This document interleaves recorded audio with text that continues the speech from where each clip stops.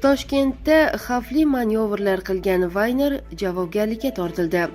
O'zbekiston ko'chalarida jinsiy zo'ravonliklar 75% ga ko'paydi. Rus qo'shinlari Ugledar markazini egallab oldi. Munisa Rizayeva O'zbekistonda emas, Argentinada tug'moqchi ekan. Putin G'arbga yadroviy qizil chiziq chizib berdi. Ukraina Alisher Usmonovning qariyb $50 million mulkini musodara qildi. O'zbekiston, Turkmaniston va Turkiya bilan mudofaa sohasida hamkorlik qiladi.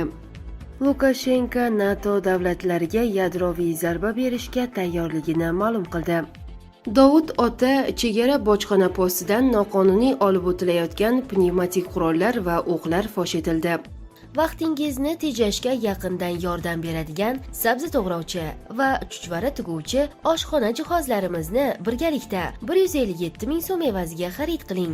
Sabzi to'g'rovchi jihozimiz yordamida sabzavot va mevalarni bir urinishda to'g'rash imkoniyatiga ega bo'lasiz. To'lovni mahsulotni qo'lingizga olganda qilasiz. O'zbekiston bo'ylab yetkazib berish xizmati mavjud. Munisa Rizayeva O'zbekistonda emas, Argentinada tug'moqchi ekan. Argentinada tug'ilgan bola o'z-o'zidan Argentina pasportini olar ekan. Bu pasport bilan dunyoning 130 dan ortiq davlatiga vizasiz borsa bo'ladi.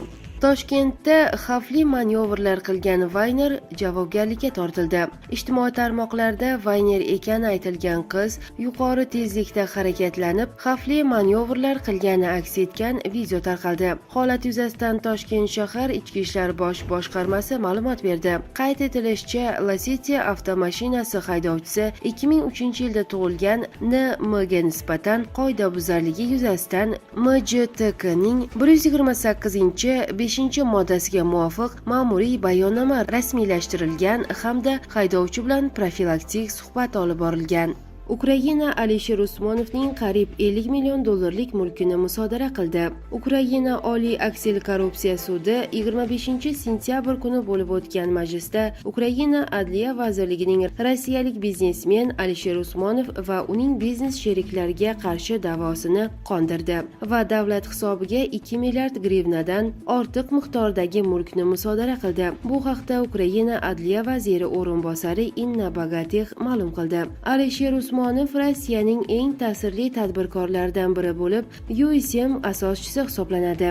U hamkorlari AV Skoch, VM Skoch, VA Skoch va VYA Streshinskiy bilan birgalikda Rossiya iqtisodiyotining strategik sohalari, metallurgiya, tog'-kon sanoati, telekommunikatsiya sektori va raqamli texnologiyalarni boshqarishda hal qiluvchi ta'sirga ega, deb yozadi Inna Bogatix o'z Facebook sahifasida. Unga ko'ra jami 165 ming tonnadan ortiq temir ruda mahsulotlari hamda ilgari Usmonov nazorati ostida bo'lgan Peter Servis Ukraina MCH'ning 100% ustav kapitali Ukraina foydasiga undirilgan. Bogatixning yozishicha, ayni paytda apellyatsiya muddati davom etmoqda. O'zbekiston ko'chalarida jinsiy zo'ravonliklar 75% ga ko'paydi. 2024-yilning 8 oyi davomida O'zbekistonda 1000 dan ortiq fuqaro shahvoniy shilqimlik moddasi bo'yicha javobgarlikka tortilgan. Bu 2023-yilning 9 oyidagi ma'lumotlardan deyarli 75% ga ko'p. O'shanda 666 kishiga jazo tayinlangan edi. Putin G'arbga yadroviy qizil chiziq chizib berdi. Prezident Vladimir Putin Qo'shma Shtatlar va uning ittifoqchilariga qizil chiziq chizdi. Agar ular Ukrainaga uzoq masofali g'arb raketalari bilan Rossiya ichkarisida chuqur zarba berishga ruxsat bersa, Moskva yadroviy qurol bilan javob berish imkoniyatini ko'rib chiqadi. Ammo g'arbda ba'zilar uning so'zlarini so'roq ostiga oldi. U rostdan ham shuni nazarda tutdimi? Bu savol urushning borishi uchun juda muhim. Agar Putin Ukraina va uning ba'zi tarafdorlari ishonganidek lof qilayotgan bo'lsa, g'arb Moskva tahdidlaridan qat'iy nazar Kiyevni harbiy qo'llab-quvvatlashni chuqurlashtirishga tayyorligini his qilishi mumkin. Agar u jiddiy gapirayotgan bo'lsa, Moskva tomonidan qayta-qayta ta'kidlangan va Washington tan olgan mojaro 3-jahon urushiga aylanib ketishi xavfi bor. Chorshanba kuni Putin bir qator ogohlantirish signallarining so'nggi qismida Rossiyaning yadro qurolidan foydalanishiga olib kelishi mumkin bo'lgan ssenariylar ro'yxatini kengaytirdi. U buni samolyotlar, raketalar yoki dronlar ishtirokidagi yirik transchegaraviy odatiy hujumga javoban amalga oshirishi mumkin, dedi u.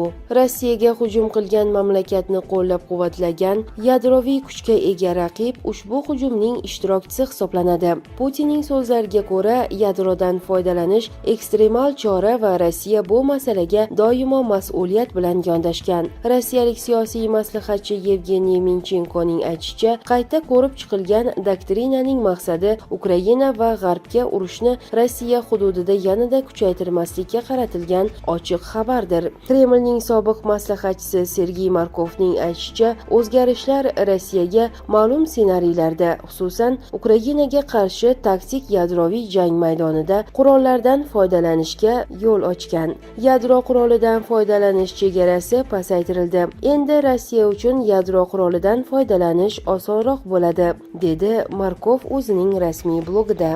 Dovud Ota chegara bojxona postidan noqonuniy olib o'tilayotgan pnevmatik qurollar va o'qlar fosh etildi. Ma'lumotlarga ko'ra, Dovud Ota chegara bojxona posti orqali Rossiya Federatsiyasidan kirib kelgan kuryerlik jo'natmalari bojxona ko'rigidan o'tkazilganida Rossiya fuqarosi tomonidan 1 dona 4,5 mm pnevmatik to'pponcha, 2 dona gaz balloni, 1 dona tozalash uchun mo'ljallangan anjom, 2 dona o'qdon va 700 dona pnevmatik qurol uchun o'qlar hech qanday hujjatlarsiz olib kelinayotganligi aniqlandi. Bundan tashqari, Qozog'iston Respublikasidan kirib kelgan fuqaroning qo'l yuklarida 1 dona gaz ballonli to'pponcha, 11 dona gaz ballon, 1 dona o'qdon, 1 dona pnevmatik to'pponcha uchun g'ilof va 2000 dona pnevmatik to'pponcha uchun temir sharikli o'qlarni Rossiyadan olib kelayotganligi oshkor bo'ldi. Hamda o'z transport vositasining oldi tomonidagi o'rindiqlar orasiga vazni salkam 3 kilogramm bo'lgan ov miltig'i o'qining kapsulalarini xufiyona tarzda yashirib olib o'tishga urinish holatlari fosh etildi. Rus qo'shinlari Ugledar markazini egallab oldi. Ugledar uchun kurash hal qiluvchi pallaga kirdi. So'nggi ma'lumotlarga ko'ra, rus qo'shinlari shaharning 50% ga yaqinini nazorat qilmoqda. Rossiya hujum samolyotlari Ugledar markazida mustahkam o'rnashib, nazorat zonasini bir necha bloklarga kengaytirdi. Ukraina qo'shinlari dron va artilleriya yordamida yaqin janglardan qochmoqda.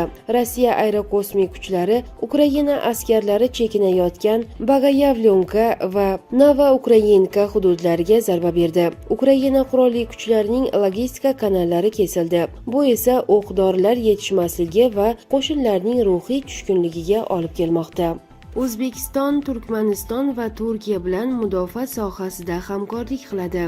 O'zbekiston, Turkmaniston va Turkiya bilan mudofaa sohasida hamkorlik qiladi. Bu haqda Adliya vazirligi xabar berdi. Prezident tomonidan imzolangan qonunga binoan O'zbekiston va Turkmaniston mudofaa vazirliklari o'rtasida mudofaa sohasida hamkorlik to'g'risidagi bitim ratifikatsiya qilindi. Shuningdek, Prezident tomonidan imzolangan qonunga ko'ra O'zbekiston va Turkiya hukumatlari o'rtasida mudofaa sanoati sohasida hamkorlik to'g'risidagi bitim ratifikatsiya qilindi.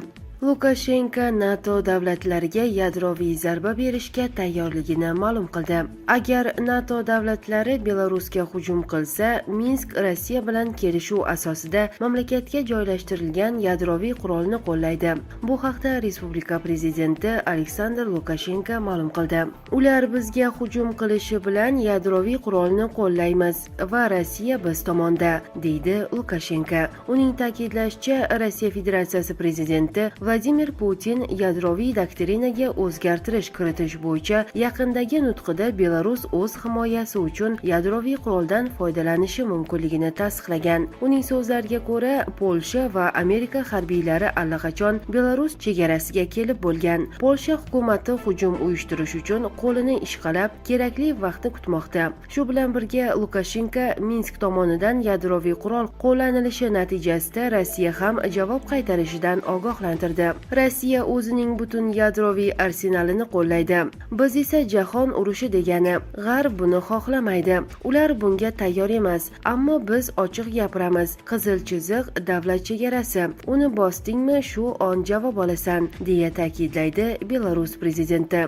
SSR tarqalgach, Belarus o'z yadroviy qurollaridan voz kechgan va 1994-yilda yadroviy qurolni tarqatmaslik bitimiga qo'shilgan. Respublika hududidan yadroviy qurollar 1996-yilning noyabrida to'liq olib chiqib ketilgan. Biroq 2023-yil martida Vladimir Putin Rossiya taktik yadroviy qurollarini Belarus hududiga joylashtirish rejasi haqida gapirgan edi. U Amerika shu kabi qurollarini Yevropa davlatlariga joylashtirganini misol qilib keltirgan. O'sha yilning iyuni o'rtalarida birinchi yadroviy zaryadlar respublikaga olib kelingan. 2024-yilning yoz fasli boshlariga kelib, Belarus harbiylari strategik bo'lmagan yadroviy qurolni qo'llash bo'yicha tayyorgarlikdan o'tdi. 25-sentyabr kuni Putin Xavfsizlik kengashining tiyib turuvchi yadro kuchlari bo'yicha yig'ilishida Rossiya o'z ittifoqchisi bo'lgan Belarusga hujum uyushtirilganida ham yadroviy qurolni ishga solish huquqini o'zida saqlab qolishini ma'lum qilgandi.